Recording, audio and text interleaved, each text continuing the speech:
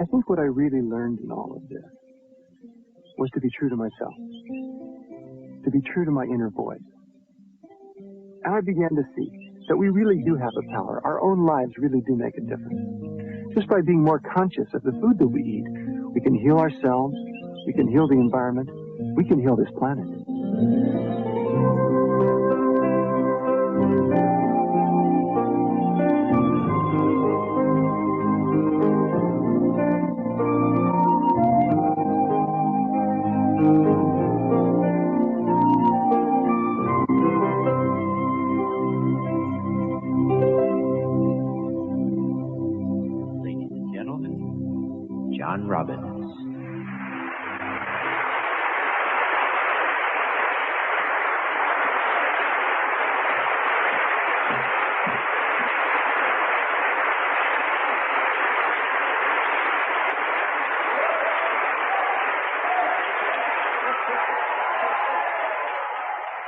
When I was younger, I think my family was quite disappointed in me.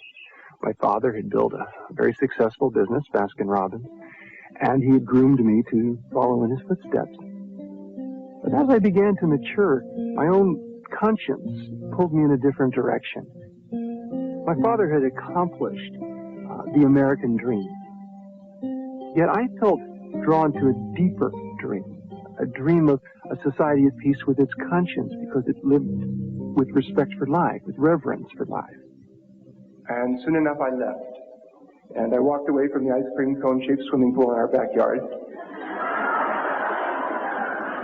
And the whole lifestyle, and I told my family I did not want a trust fund and I didn't want any access or reliance on the family fortune. I really wanted to follow my integrity, follow the call of my conscience, and just see what that would do. I had no idea, but being young and reckless and a little flippant, I felt like giving it a shot. And so I left the family's empire and moved to a little island off the coast of British Columbia with my wife, and we cleared land and we built a log cabin. We began to grow all of our own food. And we began to weave ourselves back into the web of life and trying to dig our roots down into the earth community and feel what that would be like. And lived on about $600 a year for about 7 years. And it was a real pendulum swing, I'm sure you can tell. And my father and family, I mean, I cannot really understand his point, thinking I was crazy. He had worked so hard to attain a success and had done so, and here I was walking away from it. He couldn't understand. I didn't understand him real well either then, either, I must admit. I was sick, physically. I'd had a form of polio as a child that had left me for a time paralyzed from the waist down. I'd had some fairly substantial health problems when I was growing up, and this led me to be very, very interested in how I could regain my health. I explored and experimented with different diets, and I began to look at what most of us eat in this culture. And I began to wonder what impact that has on our health. Heart attacks, certain cancers, osteoporosis, diabetes. The major diseases of our society may be caused in part by what we eat. One of the physicians who helped me to understand why is Dr. Michael Clapper. I first woke up, so to speak, when I was working on the anesthesia service, learning how to put people to sleep. And I was seeing my patients for the next day's surgery for coronary artery bypass surgery in order to bypass clogged arteries in their heart. Because it was late at night, I drew the man's blood test, and when I took the blood to the laboratory and had it processed, I couldn't believe my eyes. Now, normally, this liquid layer floating on top of the blood clot is quite transparent. It's yellow, but quite clear. You can see right through it. The blood in this patient's tube, however, was anything but clear. The serum floating on his clot was thick and greasy white. It looked like glue. In fact, it stuck to the sides of the blood tube when I shook the tube. I went back to the patient. I said, Mr. Phillips, did you eat before you came to the hospital tonight? He said, yes. I said, what did you have? He said, I had a cheeseburger and a milkshake. And when he said that, I realized that what I was looking at in his tube was all the fat in the beef burger, all the butter fat in the cheese, and the butter fat in the ice cream and in the milkshake. And all this fat had oozed out into his blood and actually turned his blood fatty. Well, 30, 40, 50 years of keeping your blood very fatty creates changes in the blood vessels that are very dangerous. Over the years, arteries can become clogged with fatty material. Then a blood clot can form, blocking the blood flow completely. If the artery leads to the heart, the lack of oxygen can cause heart muscle to die. That's a heart attack. If the clogged artery leads to the brain, the patient has a stroke. The next morning, we took Mr. Phillips to the operating room, and I put him to sleep, and the surgeon opened up his chest. And from these arteries, he began pulling out yellow, greasy deposits of fatty material called atherosclerosis. You know, you would die of a heart attack. And it's the most common cause of death in the country today. You might have an autopsy performed. It's a fairly common procedure. It used to be more common, but it's still done many, many times. What would happen is your body would be laid out on the autopsy table. And they would cut open your chest and dig around in there and find the coronary artery, the artery feeding the heart, that had gotten plugged up, depriving the heart of its flow of oxygen and blood, killing it, killing you. And they'd find that artery and they'd ream it out. They'd literally pull out a thick sausage-shaped piece of fatty, waxy material that killed you. And they send it very carefully down to the pathology lab. Next day, the results come back, and they always say the same thing. This has been done approximately 3 million times in medical research in the world. And the results always say the same thing. They say, in effect, saturated fat and cholesterol. Now, never once have they come back and said broccoli and tofu.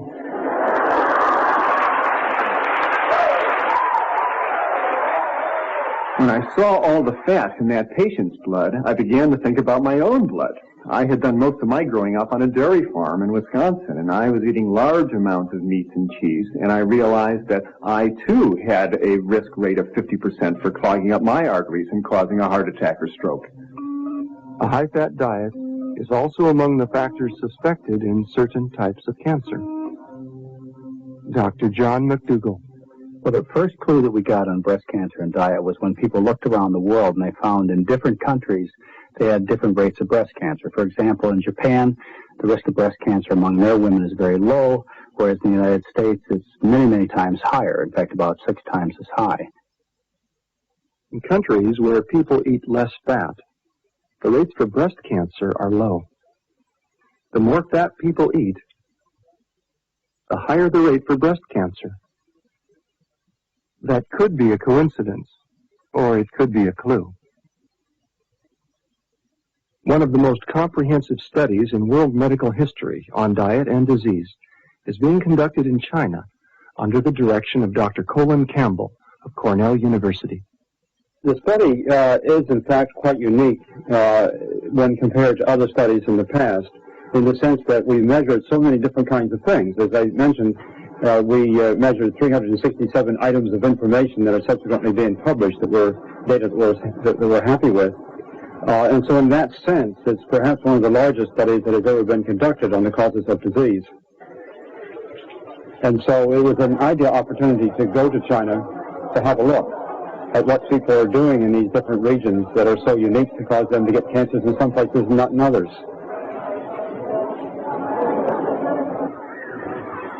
And so this survey, which was, of course, very large, it included a total of 100 adults in each of the 65 counties, or a total of 6,500 people.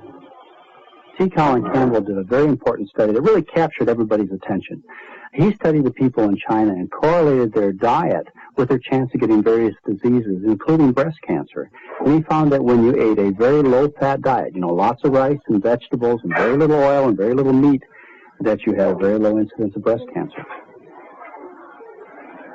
For the individual cancers, in China, breast cancer is much lower, colon cancer is much lower. In our country, they comprise, along with lung cancer, the 3 chief cancers.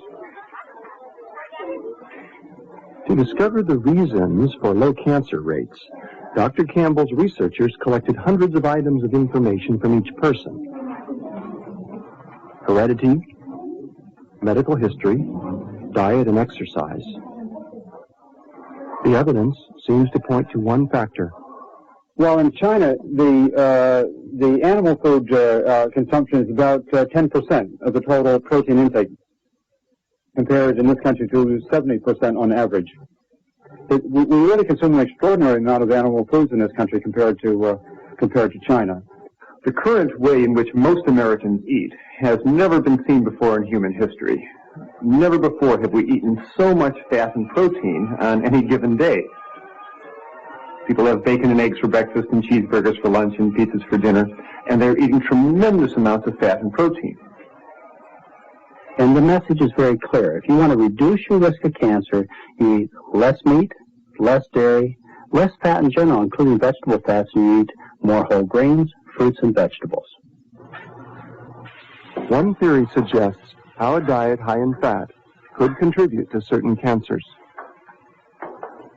Eating more fat appears to create higher levels of the female hormone estrogen in the bloodstream.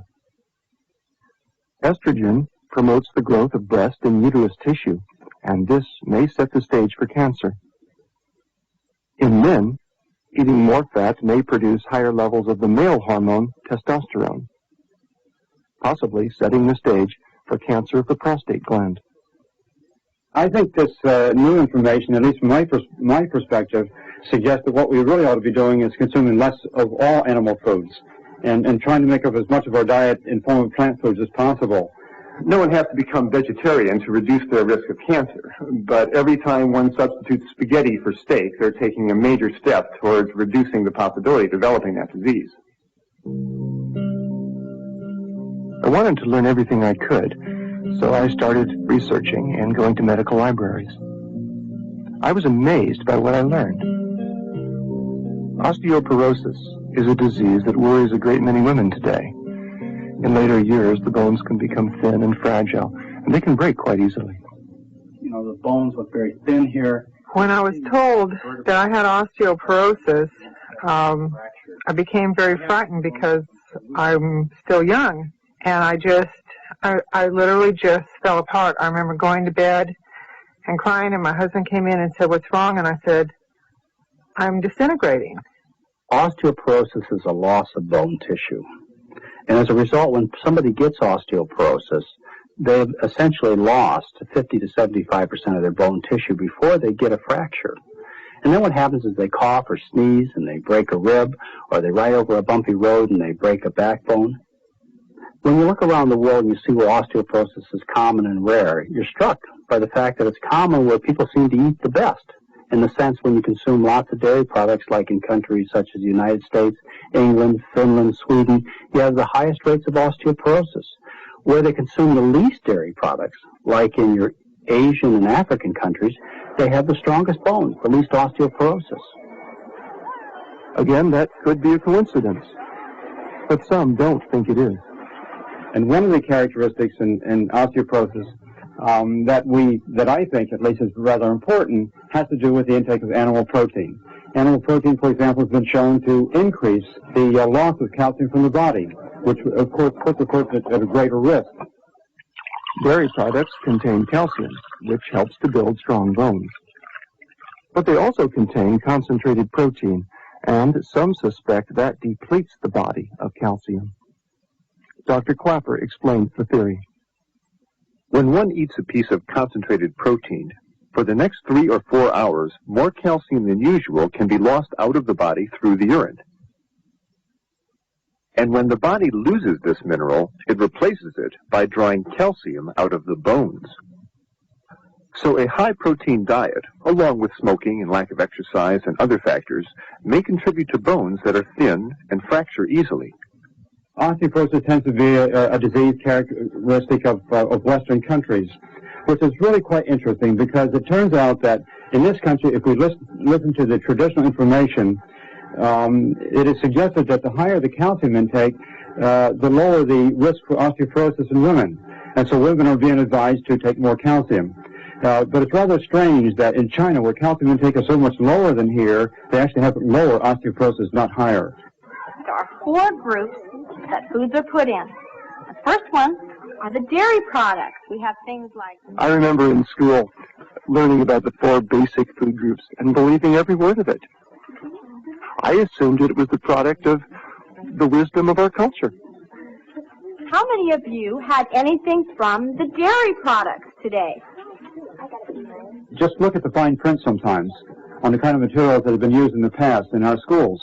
And you'll see, of course, that much of this information is provided by the industry itself. And, of course, they stand to gain. Ice cream, cheese, and yogurt. Tony. I wanted to hear what the dairy industry would say. The Dairy Council is a nutrition, education, and research arm of the dairy industry. It was the National Dairy Council came into being in 1917, so the dairy industry has had a long history of interest in nutrition research and nutrition education, and I might say long before it became the consumer topic that it is today.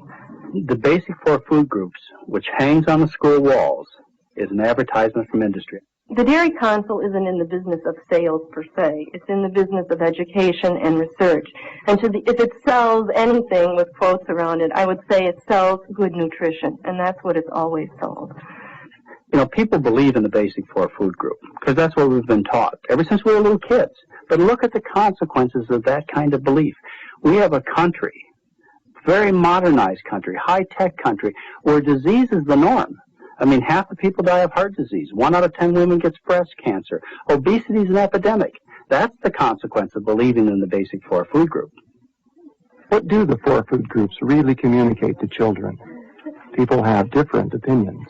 If you have 4 basic food groups and 2 of them are meats and dairy products, we're saying to our children that half your food choices should be animal products. What about this? Which food group? Noah? The Dairy Council and many schools follow well-established guidelines. But some believe that new findings now justify a change. Well, the Dairy Council itself has never set public health guidelines, and we see our role really as helping to interpret the guidelines that are out there. And the guidelines today, as most people know, are 30% of calories from fat.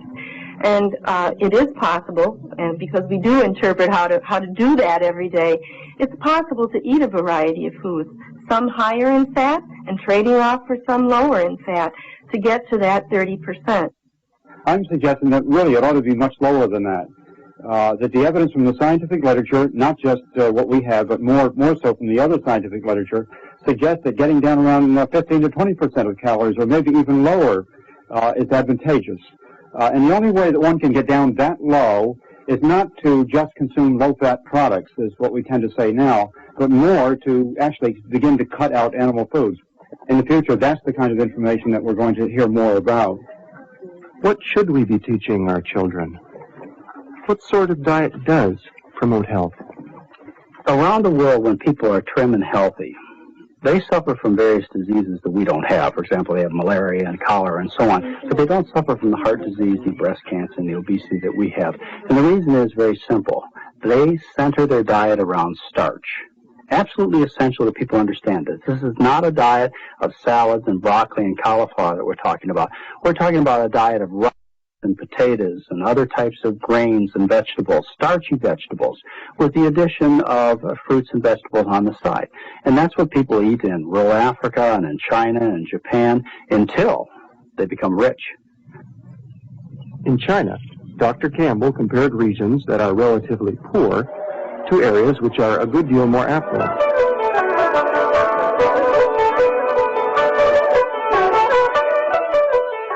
You might expect the people with a higher standard of living to have better health. Instead, they have more of certain cancers, heart disease, and diabetes. Some believe the crucial difference is this. Affluent people eat more animal products. Animal foods have certain characteristics that would argue raises the risk for some of these diseases. In contrast, plant foods contain factors that actually prevent these diseases from occurring. A language that you can't forget and deny. This is 5 pounds of fat. This is what 5 pounds of fat weighs, and this is what 5 pounds of fat looks like. And in a few months, many of you may have 6 or 8 of these that you're leaving behind permanently, because you're not doing anything strange. You're just enjoying a lot of healthy, delicious foods. When patients suffering from heart disease, diabetes, and cancer come to Dr. John McDougall, he gives them a very different prescription. He teaches them a new way to eat. There are some very simple concepts in nutrition. And one very important one is the idea that cholesterol is only present in animal products. There's absolutely no cholesterol at all in any vegetable product. So that gives you a good idea on how to divide your food choices. Animal products are rich foods and should be reserved for special occasions, and vegetable products should be your daily fare. Dr. McDougall's patients ask the same questions that I did. If I eat less meat, will I get enough protein? A very common myth is you can't get enough protein from vegetable foods. That's entirely untrue. So, you know, if you look back at the scientific studies done over the last 50 years, they clearly show that for human needs, vegetable proteins are superior. As a matter of fact, I'd challenge any dietitian to try and design me a diet that was protein deficient based around any starch and any vegetables. You can't do it. How much protein do we need each day? About 50 grams is the amount recommended by the U.S. government. But the average person in this country eats 200% of that amount. I think that as far as protein intake in the United States is concerned, we're simply consuming too much, particularly too much animal protein, and we really need to seriously take into consideration the possibility of cutting down on the intake of this nutrient. You know, in our society, people believe that diseases are due to deficiencies. I mean, after all, look at what people are doing. They're, worried about getting enough protein. They're taking handfuls of vitamin pills and mineral pills. I mean, think about it for a minute. How many people do you know who have deficiency diseases? Scurvy, beriberi, pellagra? Any of your friends go to the doctor for a protein deficiency this year? That's not where the problem is. The problem isn't here in terms of deficiency. The problem is over here in terms of excess. Anybody have any friends with problems of excess, like excess calories, excess fat, excess cholesterol? This is where the problem is, not over here. Until you start looking in this direction, you won't have the answer to America's health problems. Because he believes that food is so fundamental to his patients' health, Dr. McDougall takes the time to teach them new ways to cook. I asked the patients what it was like to change their diet. My diet before, if you heard me tell you what my daily diet was, you would just sit there and go, oh my God, it was mostly fat. Usually my habit was I'd have bacon and eggs in the morning, okay? And while I'm finishing them off, I'm wondering what I'm going to have for lunch. And while I'm eating lunch, I say, I wonder what we're going to have for supper. We're going to have that big steak and all that. And I couldn't understand why. I was always groggy. Constantly seeing the doctors and having them tell me that I wasn't responding and there was not much hope for my condition. My patients come to the clinic sick because they've been feasting 21 times a week. As a result, they have diseases of kings and queens. When you stop the cause of an illness, then they have a chance to recover. I lost 36 pounds. My cholesterol went down to 152. I feel like $1 million, and I feel that there's nothing today that I cannot do. I feel great. And the reason I'm saying that is because all of those symptoms went away. Well, I've lost weight, which is great. And, I used to be a chronic dieter with diet pills and all kinds of the latest, the diet thing to do. And now I can eat just like I've always wanted to eat all my life. And when they learn this very simple message, that you get some exercise, you get the proper rest, and you eat the right kinds of foods. I'm just living, Eddie. That's all I can tell you. You can't be any nicer than that. I'm not going to die, period. You feel tightness pains going down your arm? Several years ago, Carl Paris suffered a heart attack. I'll be honest with you, at that point, I just figured I'd die on the operating table. It happens in our country every 32 seconds. The great irony is that in the so-called poor countries, the major diseases that kill us are relatively rare. And people in developing countries are beginning to worry that they could become too much like us. There is a growing concern that more and more people in the world are going to the McDonald's chain. Because if you look at the diet of young people in my country today, young children, teenagers, They are beginning to eat more hamburgers as a meal, eating a lot more meat. Eating Western-style meals is becoming very popular among the people who can afford it.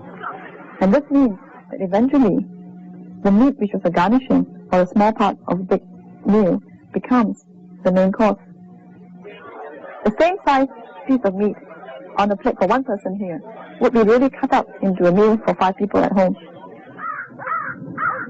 Our agriculture today has to produce twice as much meat per person as it did in 1900.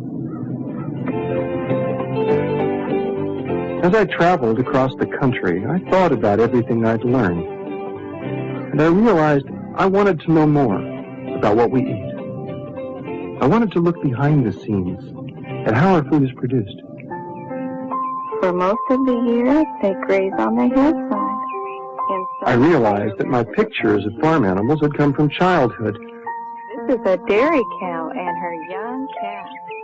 Those peaceful pictures of contented cows. They need to eat plenty of rich grass. In real life, I learned there is a strong bond between a newborn calf and its mother. Other cows always seem to show a strong interest in the new calf. But it's a good, healthy baby bull. Dairyman John Schoneveld was proud to show me the newest addition to his herd. Unfortunately, it's a bull. If it was a heifer, I would keep it. Will he be allowed to nurse, or will he be nurse? Oh, yes, he will be allowed to nurse. He will stay with his mother tonight, and then tomorrow morning he will be picked up by a broker, which takes him to a place where they raise them. Are they raised, some of them for veal? Yes, some are raised for veal. If a calf born at a dairy is a male, he will often be taken from his mother within a day. Some will be chained at the neck and will live in a cramped space for the remainder of their short lives. It is the ultimate. There is none finer. It's tender, delicious, succulent. You can almost cut it with your fork. Here is an incredibly popular dish in the finer restaurants. It's called Osteoporosis. It's the Veal Shank. They raise the animal in a very special way so that you can have this incredible delicacy. If an animal is seldom allowed to move, its muscles remain weak and soft. The muscles of the animal are tender, very pasty. Notice the pale white color, the milky fat. We pay extra for it. We pay a premium price for it because we're taught to believe that lighter meats are healthier. Pigs have always been a favorite animal of mine. They're playful, sensitive, and affectionate.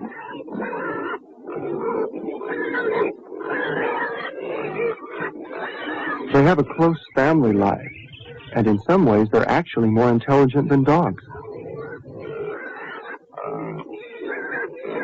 I used to think that pigs were still raised like this, outdoors, in a pleasant barnyard.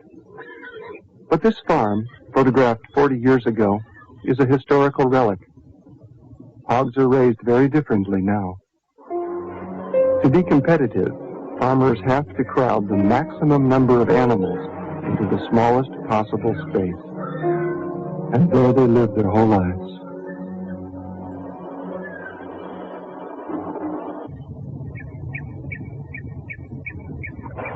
Pigs have strong natural instincts, rooting, nest building, caring for their young. But in confinement, these strong drives are blocked.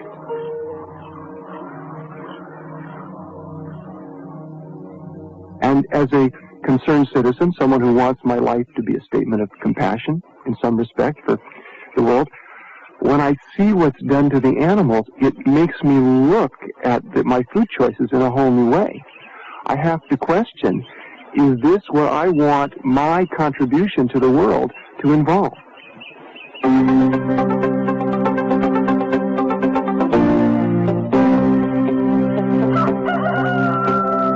Today's chickens aren't in barnyards anymore. They aren't scratching around on the earth and pecking away and looking up at the sun and doing the things the chickens have done for millions of years.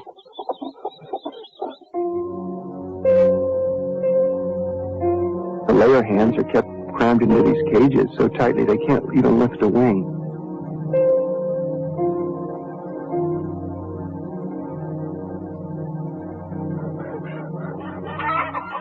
These are birds that have a strong territorial impulse. And so they have a pecking order normally, which they create by spatially orienting themselves. But they can't do that because they're crammed together so tightly. So the result is their instinct causes them to peck at each other constantly. Now, the industry responds to this by cutting off parts of their beaks. It's called debeaking. It's standard operating procedure in the industry today.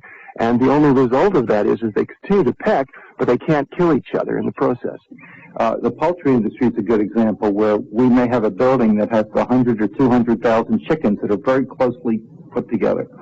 Now, the people who raise the chickens are basically economic creatures. They are responding to the market demand for cheap chicken. And I think that traditionally the humane aspects really didn't even enter the equation. I think the idea was to produce chicken cheaply. Now, one of the other ways that the industry responds to the overcrowding and the stress and the birds' reactions to it is by feeding them antibiotics.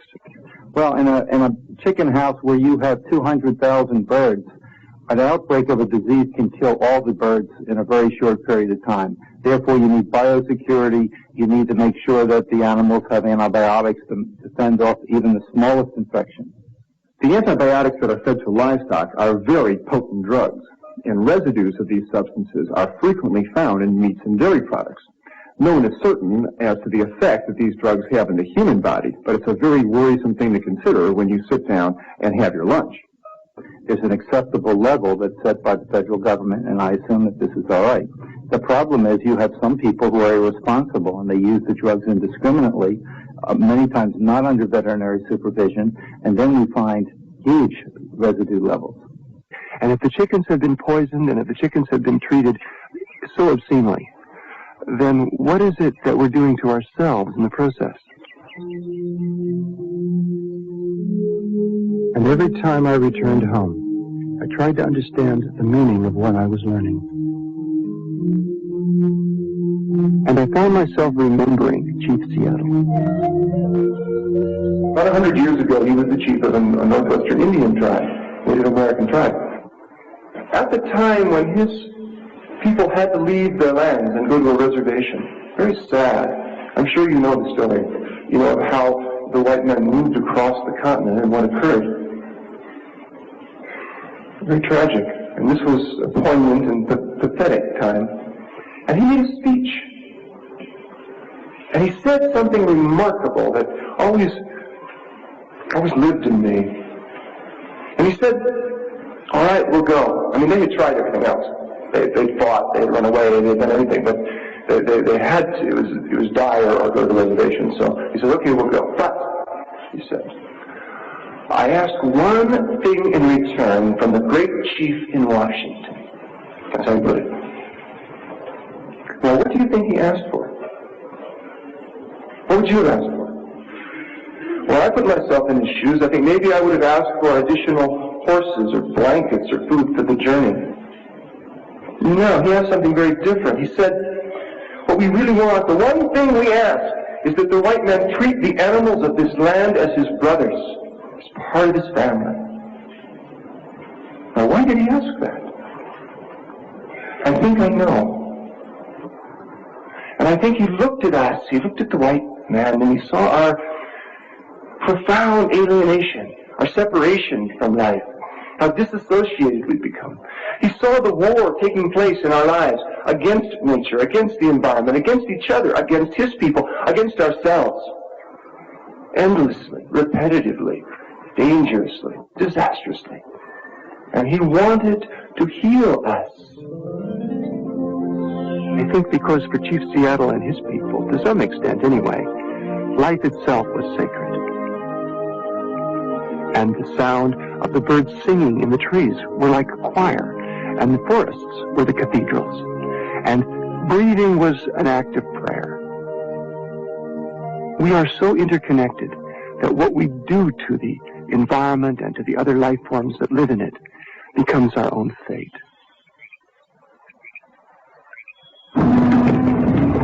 I remember how shocked I was the first time I saw a feedlot.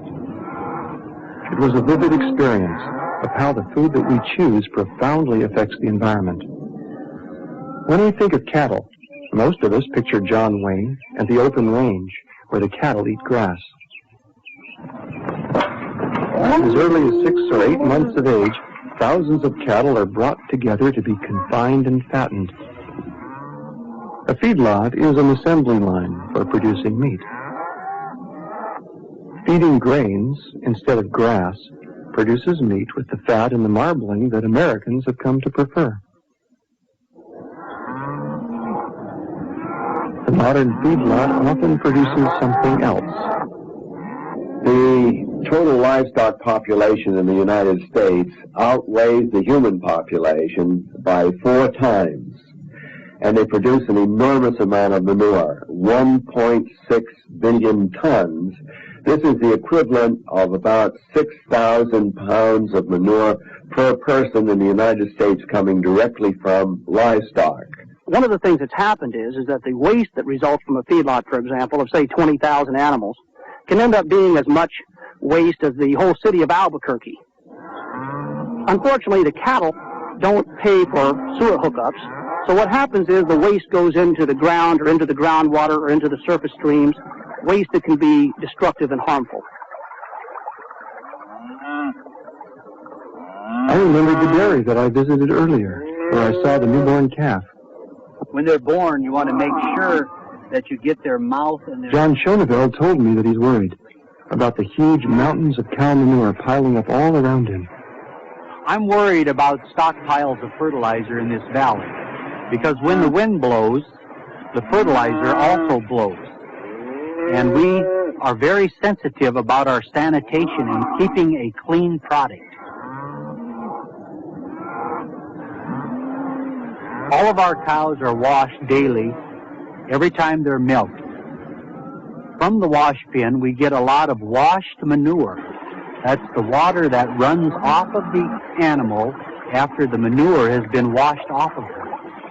It's a major problem because the water has to saturate down into the ground, and there's a fear that we are putting those nitrates down to the drinking water level. When a dairy is surrounded by farms, the manure may be useful to neighbors. But when cities grow up all around, the manure can become a menace. The Water Quality Control Board came out and tested our water, and they said it was contaminated with nitrates. And we were like really shocked. And then we started wondering about the health effects for our children. Carol Close and her family live near another dairy in Southern California. She wonders whether her child's birth defects could have been caused by nitrates in the water. That nitrates may be the cause of serious medical problems. Nitrates in the drinking water can be a serious threat. Little babies drinking water contaminated with nitrates can actually turn blue because the nitrate combines with the hemoglobin in their blood that carries oxygen, and the baby is able to get oxygen to their tissues. And the so-called blue baby syndrome can be damaging or even lethal for a small infant. And it turns out that nitrates could be passed through in breast milk. What I saw was a situation in which everyone was frustrated.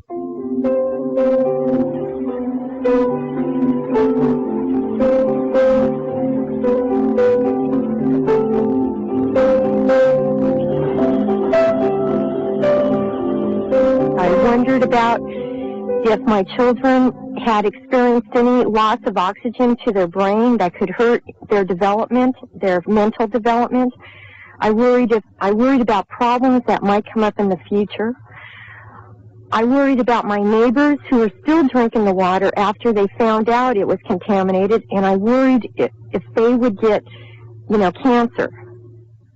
We're looking at cleanup costs that are going to be somewhere between $70 and $100 million to clean up this groundwater basin here. I worried about everybody in our town that never had their water tested. And I worried that or words that they would never know.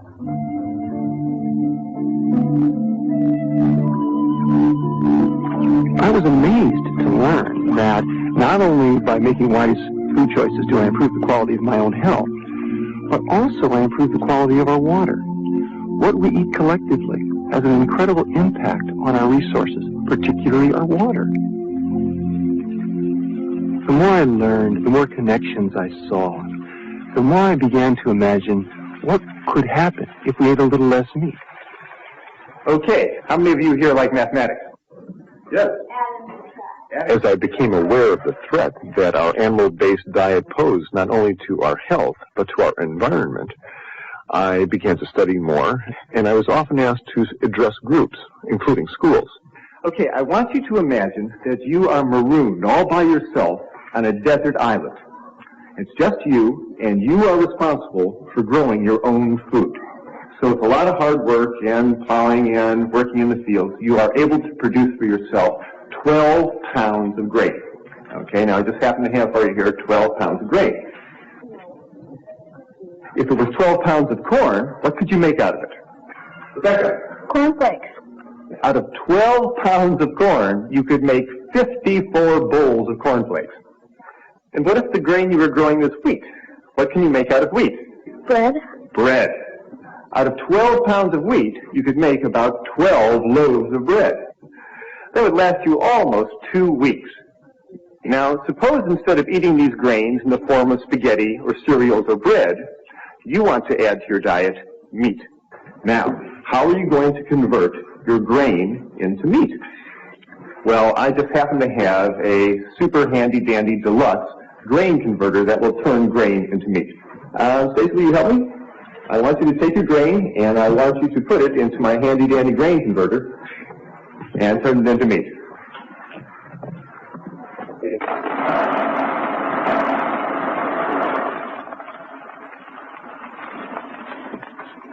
Okay, so we put our 12 pounds of hard-earned grain into our super-duper handy-dandy grain converter here, and we're going to do a little magic here. So I want everybody to close your eyes while I turn the crank. I don't want anybody disturbing the energy field here. And we'll do our little magic grain conversion into meat. Now, open your eyes. Now we put 12 pounds of grain in here. How many pounds of ground beef do you think that we can get out of here? Yes. 12 pounds. 12 pounds. Yes. 10 pounds. Stacey, why don't you show everybody how much ground beef we got for our 12 pounds of hard-earned grain? 1 pound of ground beef. 12 pounds of grain will create a lot of breads and pastas and cereals and spaghetti. But if you take your 12 pounds of grain and put it into my magic box, it will only give you 1 pound of ground beef. That's what happens when we feed our grains to cows.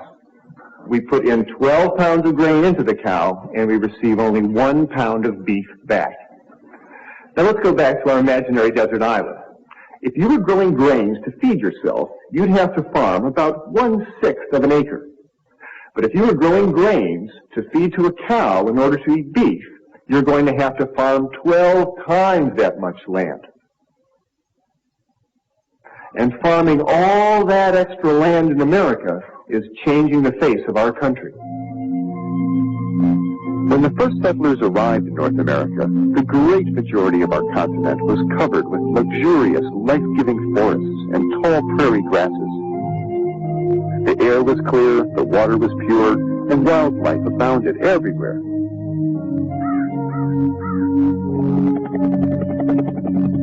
Today, when you fly over most of our country, you see most of our forests and prairies are gone. And they've been cleared not for asphalt and cities, but for grazing and cropland. Now you might say, well, we have to grow food to eat, but the reality is that most of the grain that we grow in this country is not eaten by people, we feed it to animals. 80% of the corn eaten in America is eaten by animals. And 90% of the soybean crops, 90% of the oats are fed to animals. If we grow vast extra amounts of grain to feed cattle, what effect does that have on the environment? Highly toxic pesticides, herbicides, and fungicides are standard in farming today, along with nitrate fertilizers. I asked farmers and people in agribusiness, why do we use so many chemicals? Chemicals and mainly fertilizer and pesticides have come into dominance in the last 50 years and have helped to increase the crop yields in this country tremendously. The flip side is that they've often been overused and misused, and this has caused severe environmental problems in places where we have agriculture. Well, farmers have sort of gotten into a way of farming that's been promoted in the last 30 years or so.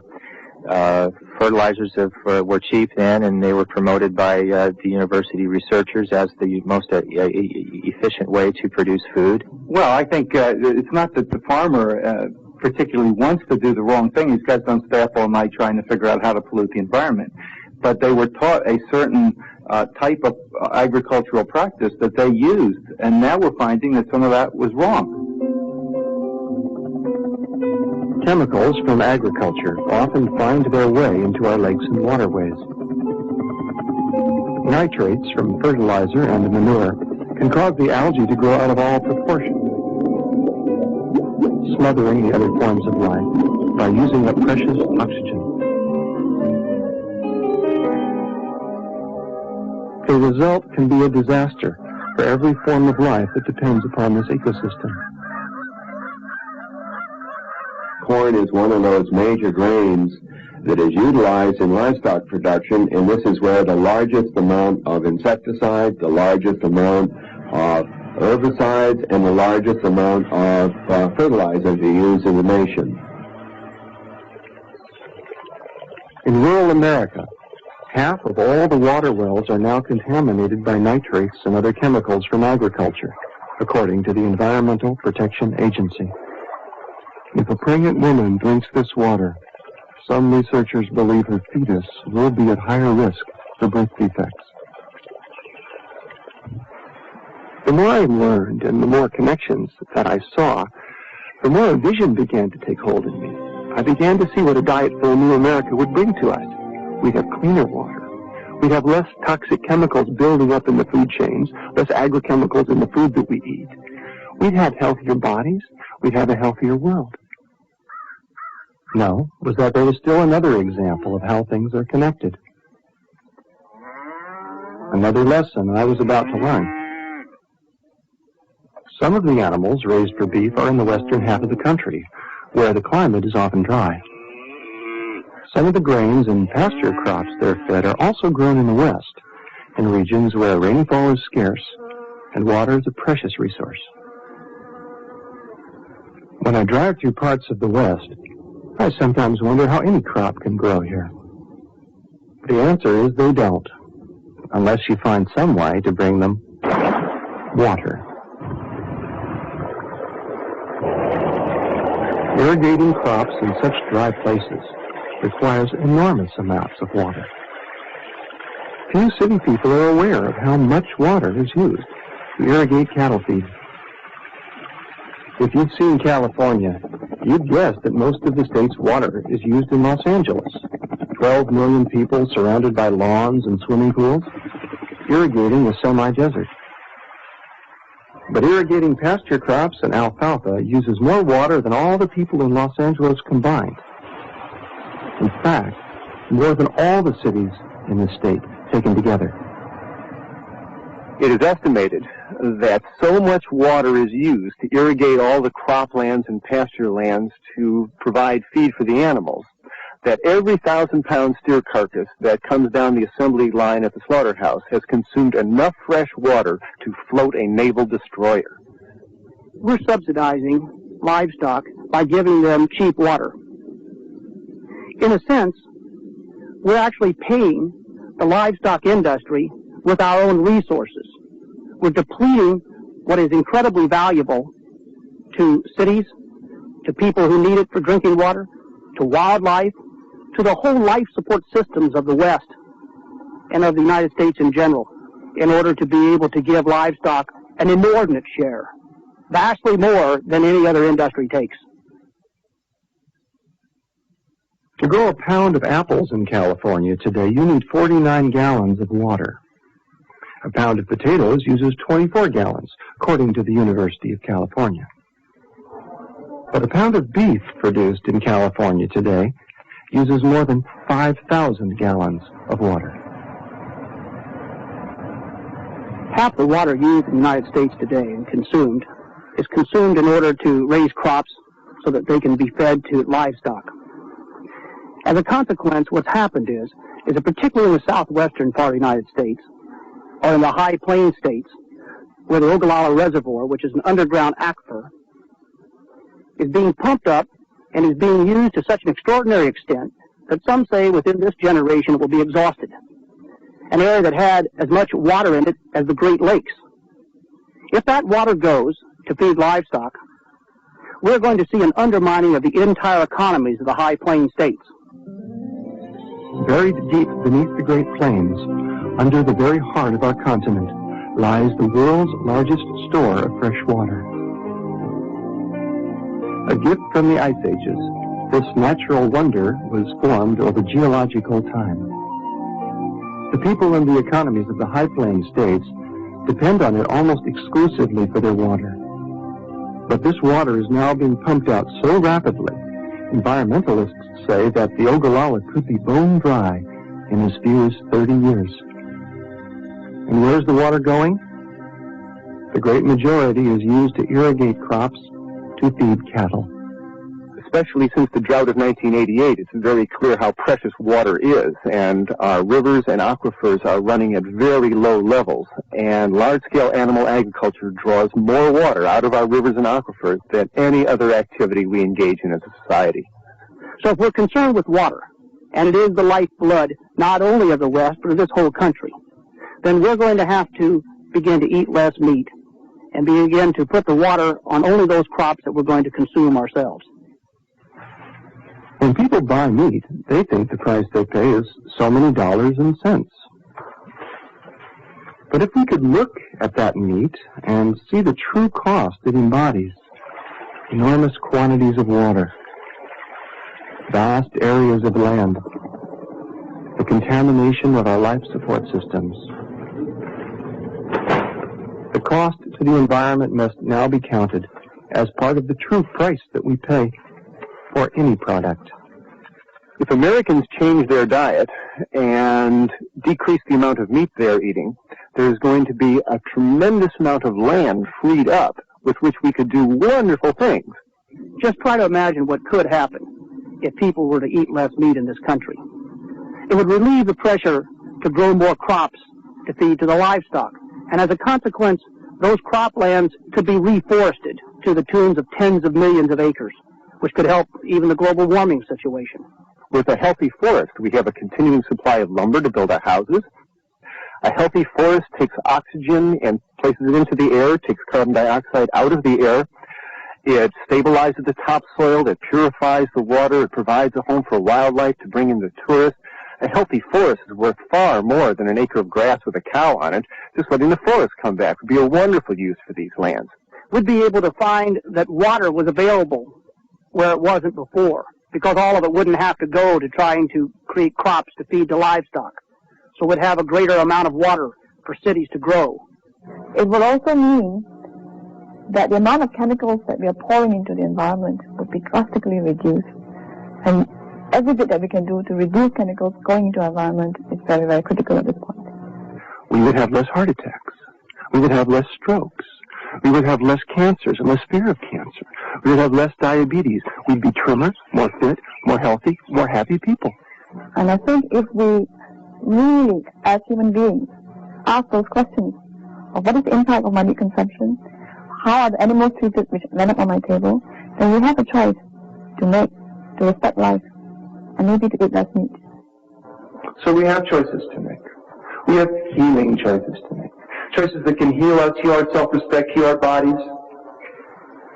As we cease or diminish the amount of animal fat we're running through our bloodstream, we feel better almost immediately. Our life insurance companies and doctors will be pleased. The animals, though they haven't a voice to tell us, will be profoundly pleased. The rivers, our children, our grandchildren, all those yet to be born, perhaps are those most pleased. What Norman Cousins put it, I think, most beautifully. He said, nothing is more powerful than an individual acting out of his or her own conscience, thus helping to bring the collective conscience to life. But it isn't what you say that matters, it's how you live. It is the integrity of your own being. It is the alignment of your own spirit. As we go through the 90s, I absolutely am certain that the environmental coalitions are going to begin to arise and join with the health communities and those concerned with hunger and those concerned with animal protection, and join together in a new great coalition that will say to the American people that if you care about these things, eat less meat. I think what we're learning as a culture today is incredibly important. We're learning that nature is not a commodity. It's not something that you can extract whatever you want from and not even try to understand the consequences. Instead, what nature is it's a community of which we are a part and to which we owe our lives. When we cherish nature, we cherish ourselves. When we really appreciate and take care of the natural world, our lives have a meaning that's greater than ourselves and at the same time essential to ourselves. There's a beauty that's beginning to dawn in our times, and I think it's wonderful to be part of it.